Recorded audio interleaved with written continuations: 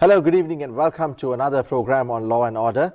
And today is the second day we are going to discuss on this subject which we discussed once earlier, on the subject of constitutional reforms. On today, I have another special expert guest on this, that is none other than Lal Wijanayake, attorney at law. He is the chairman of the Public Representations Committee on Constitutional Reforms. Mr. Wijanayake, thank you very much for joining the program. How are you today? Fine, I'm glad to be here. Thank you. Thank you for coming with all your busy work. Tell us, to start with, how did this Public Representations Committee start? And what is its role? The Public Representation Committee was appointed by the Cabinet of Ministers to ascertain the views of the public on constitutional reforms and to submit a report with our recommendations. Right. So really this was a very important step in constitutional reforms, because the 1947, when the Salisbury Constitution, that was completely out of our hands, so there was no public discussion on that. The 1972 Constitution, again there was limited discussion, there was no open public discussion where views of the public are called for. 78 Constitution, there was not at all, right? It was just the Constitution was there.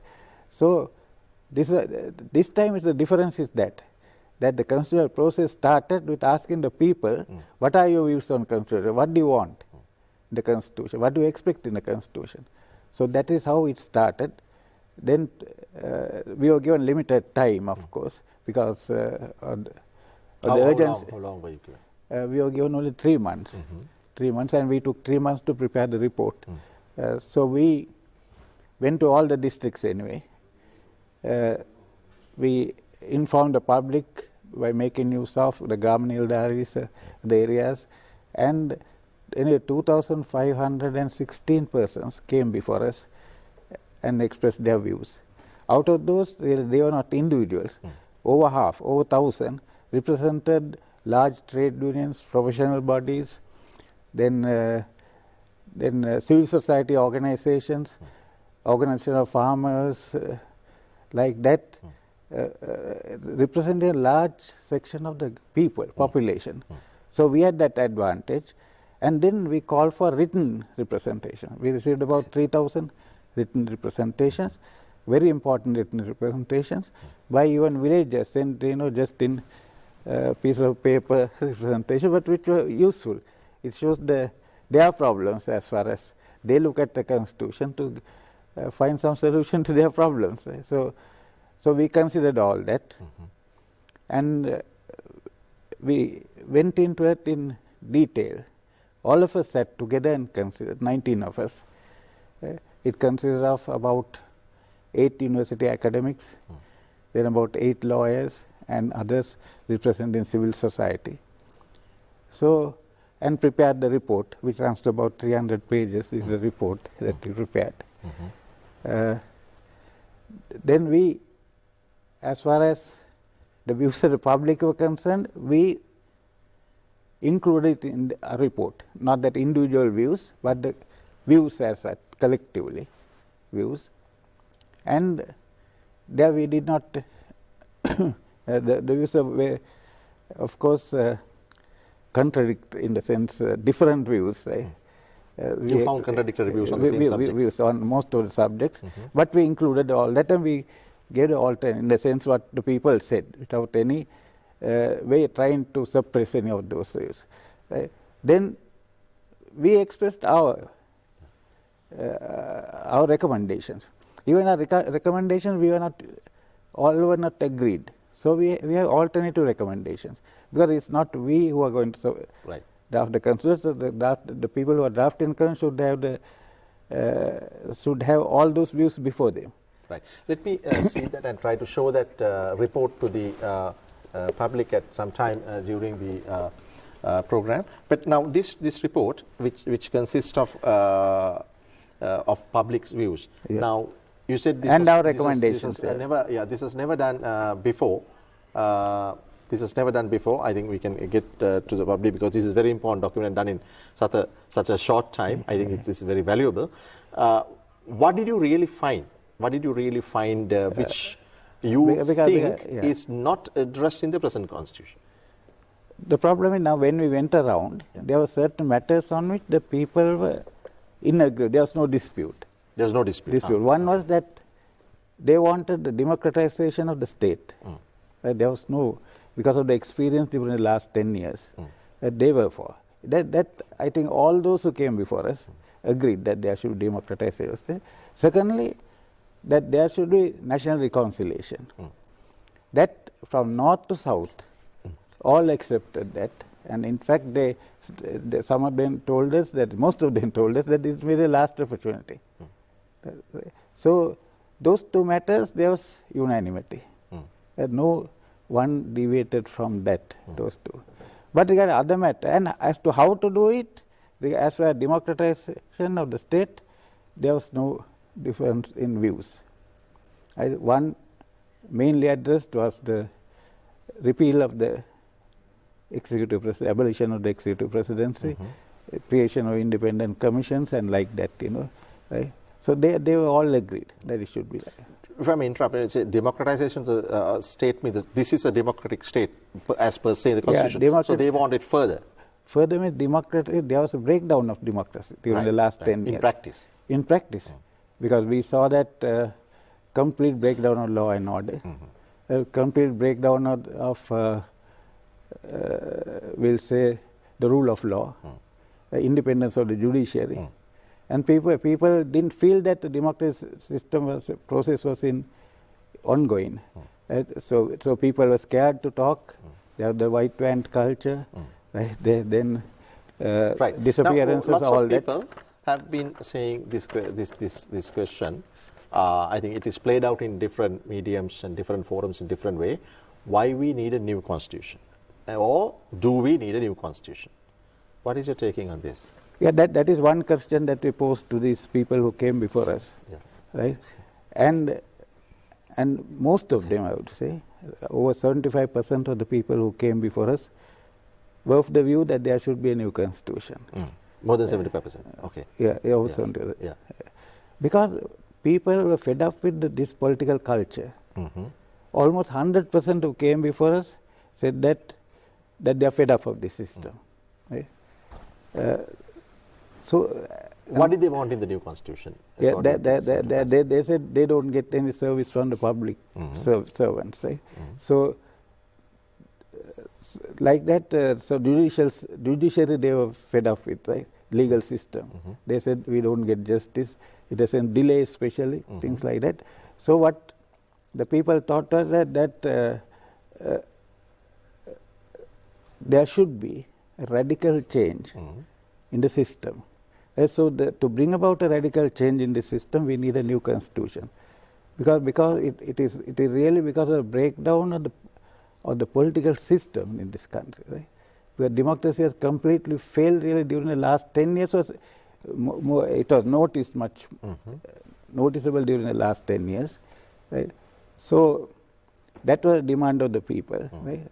And also because to bring about national reconciliation, right, we have to take very serious restructuring of the state if necessary. Right? So they insisted on that restructuring. And so how to do it? There are different views. And now if you go to the north, they'll say federalism is the answer. Not all, but majority. In the south, they are against federalism, and they say anything other than federalism. Right? So we had to, during our deliberations within ourselves as well as with the people, we were trying to find as to how we can tackle this problem. When we asked the people in the north as to why they are asking for federalism, they answered that we are not treated equally. Right? And there are enough examples to show. Right? In employment, in resources, distribution of resources, etc. Right? So when we suggested, and the main fact is that they have not shared power, at least after 1956. They were outside the main political stream. Right? They were entirely different. They were not part of any government as such. They were people with Tamil names, that's what they told us. But they did not represent the Tamil people. Right? Those were some very good personalities, but they did not really represent them. So they were not part of the state really, governor state. Okay. So what they wanted was power sharing. When we suggested, they accepted. This is the northern. Northern. Okay, you just mentioned that the people who made representations for this from the northern side, some part of the country says they want federalism, but southern side or the other part of the country says they don't want it. So how do you see you can reconcile these both and come with a new constitution? That's why we went deep into the question. Yes. As to why they asked for federalism. Right? That is because they are not treated equally. They have not been a part of state really. Right? They were not part of any of the governments after 1956. Right? So they have been completely outside the mainstream politics. So now how to bring them in? So what they say is we also should be part of this state. Right? Okay. And we should be there in the decision making process. We should be part of it. So what we suggest is a power sharing system. What is that? Where power sharing can be in two levels. One is sharing power between the center and the periphery. It is an improvement, we'll say, of the 13th Amendment, the provincial council system. Improvement is, full implementation is necessary first. Right? We can think of any improvement. So full implementation of 13th Amendment plus power sharing at the center. Where because the periphery should be there at the center also, decision-making process. Right? So we have suggested a second chamber, where the second chamber will consist of equal number of members appointed by the provincial council from the province, right? Who will sit there, will say 5 or 6 or something like that, and who will have to approve every legislation that is passed by Parliament. That is our view, right? Our view, but that's our. We were unanimous, all 19 of us. That should be, and therefore, the periphery will feel that they are sharing power at the center also. They are in the decision-making process at the center. So that will bring the periphery and the center together, right? So with those two systems. And to develop it further, there were different suggestions made. One was that there should be vice president, right, from the community to which the president doesn't belong. Right? Some said 2 vice presidents, like that. There were different suggestions, right? But all that points to one thing, that they are very sensitive about this. That what they want is which part of the country? Is it all parts of the people who represent? I mean the minorities. The minorities. Okay. Minorities feel that they should share power. They should not be treated, through just because they feel we must be fair by others, and they are doing something is not acceptable to them. What they want to be at the center of the decision-making process. There should be. Right? They should have a say in decision making. Right. So Go ahead. So that is why we suggested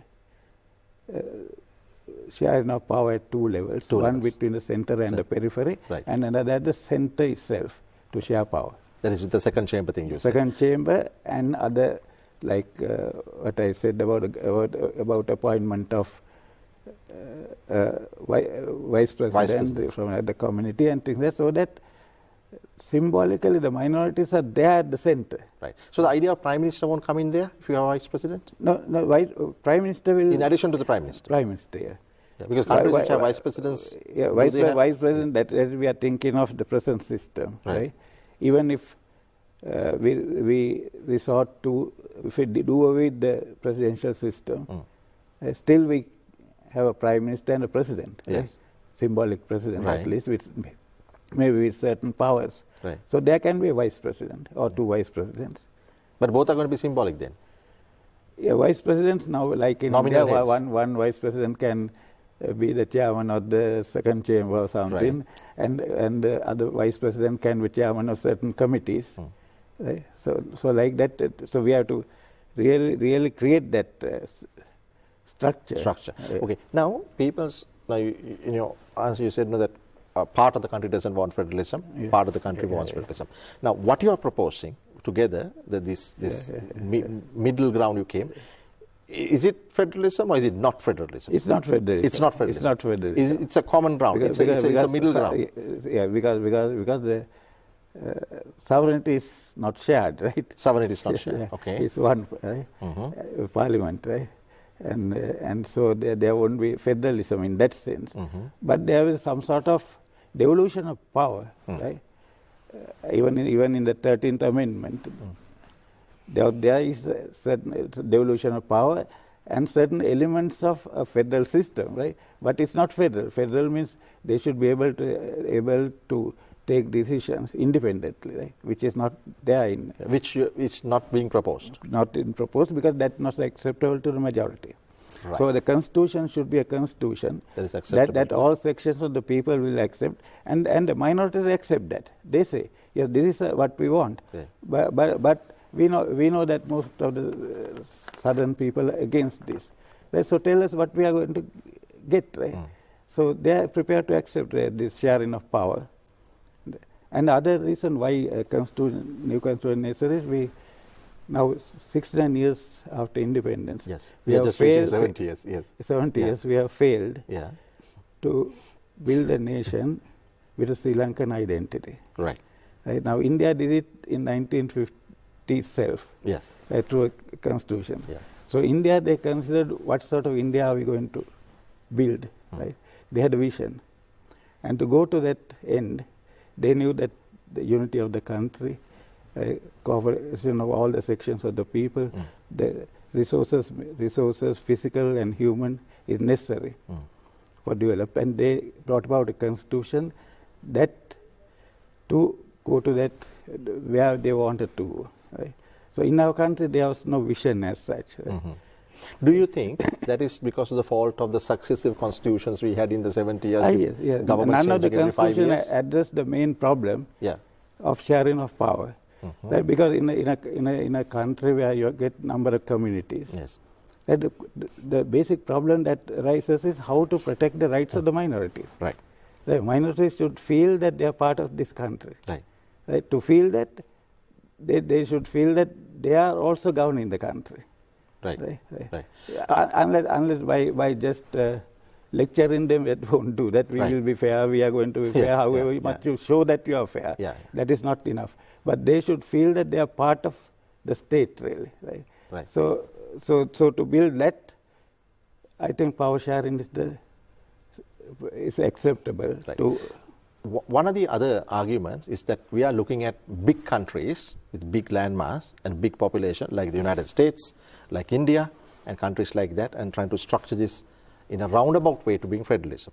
Now, as you know, you correctly said we have failed to build ethnic identity for 70 years. India did it. with the But if Sri you look- Lankan identity. Sri Lankan ethnic Identity. identity. And it's largely because the constitution did not supplement to that. And if you look at India did it in one way, we look at countries like Singapore, which has looked at Sri Lanka and said that we're going to develop like Sri Lanka, and they have built up in a different way. So in your process, are you going to look at all different types of countries which have developed in the past decade or past 100 years or half a century years in order to build a proper country identity? Or is it that we are just following the US or an Indian or a model of one part of the world? US, of course, is entirely different. Yeah. Different. But the Indian system, is, of course, we'll have to consider. And the South African. So where South Africa, we are such a divided country. There's people of all sorts, and to form a rainbow state, right? Consists of all the people of all colors, white, black, yellow, every section of the community in that, and to build up. So that was through the Constitution. Right. The Constitution that was adopted, and the person behind that, Mandela, was able to bring about. So we have to look at those countries to see how they are doing it. Now even countries like Nepal are trying to do it now. Right? And to a certain extent they have succeeded, but they have problems. Like Kenya is trying to do that. Right? So there are several countries. So we'll have to do, the problem is that it is necessary to do that. There's no two words about it. So we have to find a way how to do it. Right? This is the way to do it as it is today, and from what the people think about the situation today. Right. Now, two other questions that are raised by the public with regard to this new constitution which is going to come into force is about the unitary nature of this constitution, which you gave some explanation earlier, and about the status given to Buddhism, which is over 70% of the population, right? What was the representations made by the people who made representation to PRC on this, and what is the taking on this matter of your these two matters have been raised really by people who are opposing the constitution, new constitution, for political reasons. Because that is really the issue today. But the people who came before us, none of the people who came before us said that Buddhism should not be given prominent place. Right? Article 9, even the cardinal said Article 9 had not affected us.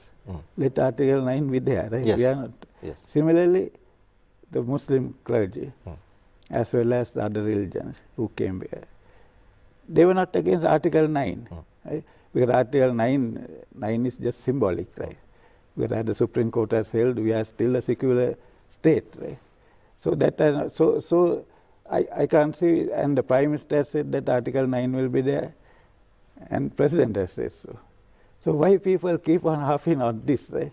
Article 9? It is for political reasons. So I don't think 9 will be changed. Article 9. So if a new constitution were to come, are you just going to like a cut and paste Article 9 as it is? Article 9 as it is, I think it will be there as it is. Because the people are sensitive about that. So to get it passed as a referendum and all, we have to think about what the people want, right? Yeah. So, because it's a harmless section as far as I think. But even I feel that it would be better if state and religion are kept apart completely. And if without Article 9, it will be better. You mean that is this US example? US and many other countries. In India, India is the best example of about hundreds of religions. Right. But 90%, 80% are Hindus, but they are not made Hindu. So I think, but as it is today, right, the Article 9 will not be removed, I think. Right? No one will take that chance. So it will be there. And regarding the unitary nature of the state, the Tamils are prepared to accept some. Now, including the TNA. Right. We have discussed it. Our committee discussed. We met the leader of the opposition on many occasions, and we discussed. And they are prepared. What they is, don't expect us to come out today and say we are not for federalism. Right? We have stood for federalism from 1949. Right? But tell us what we are going to get. Then we can say whether we accept it or not. And what we have worried that they should be first equality should be there. Right? And they should feel that they are part of this country. And they are also ruling this country with others. Right? Not that they are at the mercy of others. Right? So that is what they want, and that you can achieve through power sharing. That's our view. Right. So if you were to sum up the whole output of this report which you showed me, the public representations on constitutional reform, if you were to sum up in 30 seconds, what would you say? I would say that it contains the real views of the people. Right. And the recommendations can be considered, right? Because they were well thought out recommendations, right? By academics, lawyers, and like that. And this can be made use of. Not that I say they should be made use of in the political reform, the constitutional reform process. Right. Mr. Lal Wijanayake, Chairman of the Public Representations Committee for Constitutional Reform, thank you very much for joining us. Thank you. Thank you very much. And we wish you success in whatever you do. and in the process. And thanks for sharing those very valuable thoughts with us. Thank you. Thank you. And that's Law and Order for you today. We'll join you next week at another program with Law and Order at the same time. You can watch our programs by going back to our site, that is on www.channeli.lk, and pick Law and Order from the drop-down menu. You can watch all our shows, most of our shows, all over again. Have a nice weekend, good night, and enjoy the rest of the programming on Channel I.